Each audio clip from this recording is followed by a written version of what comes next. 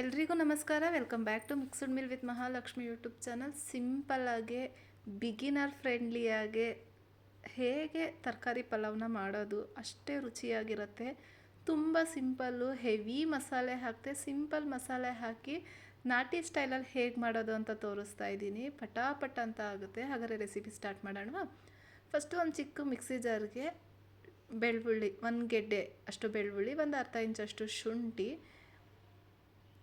ಹಸಿಮೆಣ್ಸಿನ್ಕಾಯಿ ಖಾರಕ್ಕೆ ನೋಡಿ ಹಾಕ್ಕೊಳ್ಳಿ. ನಾನಿಲ್ಲಿ 5ರಿಂದ 6 ಹಸಿಮೆಣ್ಸಿನ್ಕಾಯಿ, ಒಂದು 2 ಟೇಬಲ್ ಸ್ಪೂನ್ ಆಗೋಷ್ಟು ತೆಂಗಿನಕಾಯಿ ಹಾಕ್ಕೊಂಡ್ರೆ ಸಾಕು. ಸ್ವಲ್ಪ ಪುದೀನ, ಸ್ವಲ್ಪ ಕೊತ್ತಂಬರಿ ಸೊಪ್ಪು, ಇದು ರುಬ್ಬುವಷ್ಟು ನೀರು ಹಾಕ್ಕೊಂಡು ನೀಟಾಗಿ ಫೈನಾಗೆ ರುಬ್ಕೊಳ್ಳೋಣ. ನೋಡ್ತಾ ಇದ್ದೀರಲ್ಲ, ಇಷ್ಟು ಪೇಸ್ಟ್ ಆದರೆ ಸಾಕಾಗುತ್ತೆ, ಜಾಸ್ತಿ ನೀರು ಹಾಕಬೇಡಿ. ಇದನ್ನು ಸೈಡಲ್ಲಿ ಇಟ್ಟು ಗ್ಯಾಸ್ ಆನ್ ಮಾಡಿ ಒಂದು ಪ್ಯಾನ್ ಇಟ್ಟಿದ್ದೀನಿ. ಅದಕ್ಕೆ ಒಂದು 4ರಿಂದ 5 ಟೇಬಲ್ ಸ್ಪೂನ್ ಆಯಿಲ್ ಹಾಕ್ತಾಯಿದ್ದೀನಿ. ಆಯಿಲ್ ಕಾದಾದಮೇಲೆ ಸ್ವಲ್ಪ ಸ್ಪೈಸಸ್ಸು, ಚಕ್ಕೆ, ಲವಂಗ, ಏಲಕ್ಕಿ, ಮರಾಠಿ ಮೊಗ್ಗು, ಪಲಾವ್ ಎಲೆ, ಕಸ್ತೂರಿ ಮೆಂತಿ, ಸೋಂಪು ಹಾಕಿ ನಿಮ್ಗೆ ಯಾವ ಫ್ಲೇವರ್ ಬೇಕೋ ಆ ಫ್ಲೇವರ್ ಹಾಕಿ ಲೈಟಾಗೆ ಫ್ರೈ ಮಾಡಿ ಅದ್ರ ಅರೋಮಾ ಸ್ಮೆಲ್ ಬರೋ ತನಕ. ನಾನಿಲ್ಲಿ 2 ಈರುಳ್ಳಿನ ಹಾಕ್ತಾಯಿದ್ದೀನಿ. ದೊಡ್ಡದಾದರೆ ಒಂದು ಸಾಕಾಗುತ್ತೆ. ನಾನಿಲ್ಲಿ 1 ಗ್ಲಾಸ್ ಅಕ್ಕಿಗೆ ಮಾಡ್ತಾ ಇರೋದು. ಸುಮಾರು ಒಂದು 3 ಜನ ಹೊಟ್ಟೆ ತುಂಬ ಊಟ ಮಾಡ್ಬೋದು. ಈರುಳ್ಳಿ ಚೆನ್ನಾಗಿ ಫ್ರೈ ಆಗಬೇಕು. ಈ ಬಿರಿಯಾನಿಗೆ ಈರುಳ್ಳಿ ಸ್ವಲ್ಪ ಗೋಲ್ಡನ್ ಕಲರ್ ಆಗೋ ಗಂಟ ನೀಟಾಗಿ ಫ್ರೈ ಮಾಡಬೇಕು. ನೋಡ್ತಾ ಇದ್ದೀರಲ್ಲ, ಇಷ್ಟು ಫ್ರೈ ಮಾಡಾದಮೇಲೆ ನಾವು ರುಬ್ಬಿರೋ ಅಂತಹ ಮಸಾಲೆ ಹಾಕ್ಕೊಳ್ಳೋಣ. ಮಸಾಲೆನೂ ಚೆನ್ನಾಗಿ ರಾಸ್ ಮೇಲೆ ಹೋಗಿ ಸುತ್ತ ಎಣ್ಣೆ ಬಿಡೋ ತನಕ ಫ್ರೈ ಮಾಡಬೇಕು. ನಾವು ಎಷ್ಟೇ ನೀಟಾಗಿ ಮಾಡಿದ್ರು ತರಕಾರಿ ಪಲಾವ್ ಫ್ಲೇವರೇ ಬರ್ತಾಯಿಲ್ಲ, ಚೆನ್ನಾಗಿ ಬರ್ತಾಯಿಲ್ಲ ಟೇಸ್ಟು ಅಂದರೆ ಒಂದ್ಸಲಿ ಈ ಥರ ಟ್ರೈ ಮಾಡಿ. ಒಬ್ಬೊಬ್ಬರು ಏನು ಮಾಡ್ತಾರೆ ಅಂದರೆ ತರಕಾರಿ ಎಲ್ಲ ಹಾಕಿ ಆಮೇಲೆ ಮಸಾಲೆ ಹಾಕ್ತಾರೆ. ಅದ್ರ ಬದಲು ಈ ಥರ ಮಸಾಲೆ ಎಲ್ಲ ರಾಸ್ ಮೇಲೆ ಹೋಗೋ ಗಂಟ ಕಂಪ್ಲೀಟ್ಲಿ ಫ್ರೈ ಮಾಡಿ ಒಂದು 2ರಿಂದ 3 ನಿಮಿಷ ಲಿಡ್ನ ಕ್ಲೋಸ್ ಮಾಡಿ ಬಿಟ್ಬಿಡಿ.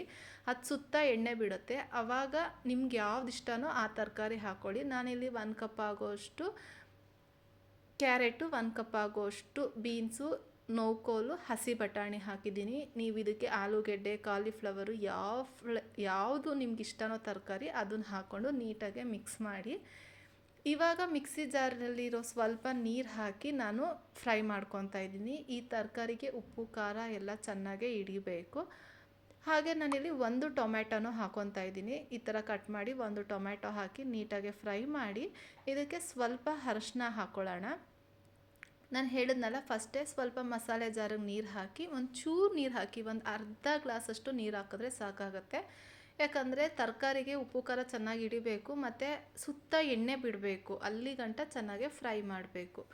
ಒಂದು 1/4 ಟೇಬಲ್ ಸ್ಪೂನ್ ಆಗೋಷ್ಟು ಅರಿಶಿನ, ರುಚಿಗೆ ತಕ್ಕಷ್ಟು ಉಪ್ಪು, 1 ಫುಲ್ ಟೇಬಲ್ ಸ್ಪೂನ್ ಆಗೋಷ್ಟು ಧನಿಯಾ ಪುಡಿನ ಹಾಕ್ಕೊಳ್ಳಿ. ಧನಿಯಾ ಪುಡಿಲಿರೋ ಘಾಟೆಲ್ಲ ಹೋಗಬೇಕು. ಅಲ್ಲಿ ಗಂಟ ಚೆನ್ನಾಗಿ ಫ್ರೈ ಮಾಡಿ ಲಿಡ್ನ ಕ್ಲೋಸ್ ಮಾಡೋಣ.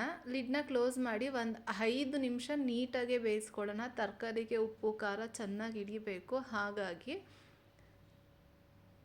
ಲಿಡ್ನ ಕ್ಲೋಸ್ ಮಾಡಿದ್ದೀನಿ. ಇವಾಗ ಲಿಡ್ ಓಪನ್ ಮಾಡಿ ತೋರಿಸ್ತಾ ಇದ್ದೀನಿ ನೋಡಿ, ಸುತ್ತ ಎಣ್ಣೆ ಎಲ್ಲ ಬಿಟ್ಟಿದೆ.